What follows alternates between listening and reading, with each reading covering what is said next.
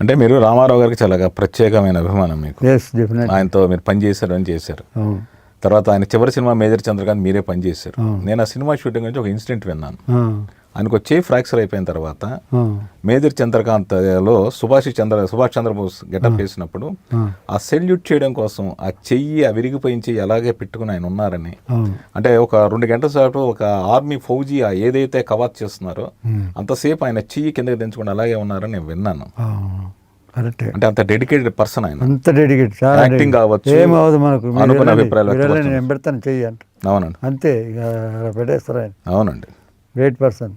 So ఆయన రాజకీయ నాయుడుగా వచ్చినప్పుడు మీరు అప్పుడు ఎలా ఫీల్ అయ్యారు? మేమంతా ఆయన గ్రూప్లోనే ఉన్నాం కదా, ఆయన అభిమానులు. రాజేంద్ర, మేమంతా ప్రకాష్ గారు కానీ, మోహన్ బాబు గారు కానీ అందరూ ఆయనతో. ఆయన కావాలని మేజర్ చంద్రకాంత్ తిరుపతిలో పెట్టించాడు 100 days ఫంక్షన్.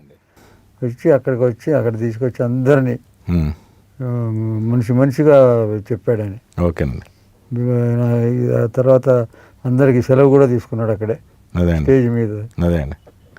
పాలిటిక్స్కి పాలిటిక్స్కి వెళ్ళడానికి. అంటే మళ్ళీ తిరిగి అప్పుడు మళ్ళీ వెంటనే ఆయన సీఎం అయ్యారు.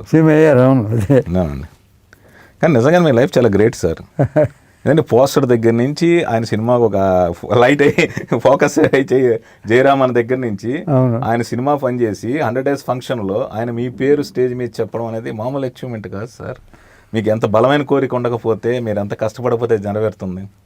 సినిమా లైఫ్ అయ్యే ముందు కూడా మనం కష్టపడి పనిచేయాలి, నిజాయితీగా ఉండాలి. ఒకరిని అనవసరం లైట్ మ్యాన్ కూడా మనం బాధ పెట్టకూడదు. లైట్ మ్యాన్ కానీ కెమెరా అసిస్టెంట్ కానీ నేను ఎవరు పడతాను అందరూ నాతో పనిచేయడానికి ఇష్టపడతారు. ఎవరు కెమెరామెన్ జయరామ అయితే పెట్టుకో అంతే, ఏం గొడవ ఉండదు మనకు అని ఒక మంచి పేరు తెచ్చుకున్నా. అదొకటి మాత్రం డబ్బుల విషయం తర్వాత అది వస్తే కానీ మంచి పేరు తెచ్చుకున్నాను. అసలు ఈయన నా చదువుకు ఈ అచీవ్మెంట్కి సంబంధం లేదు. ఇలాంటి ఇంట్రెస్టింగ్ వీడియోస్ కోసం తప్పకుండా మా ఛానల్ని సబ్స్క్రైబ్ చేయండి.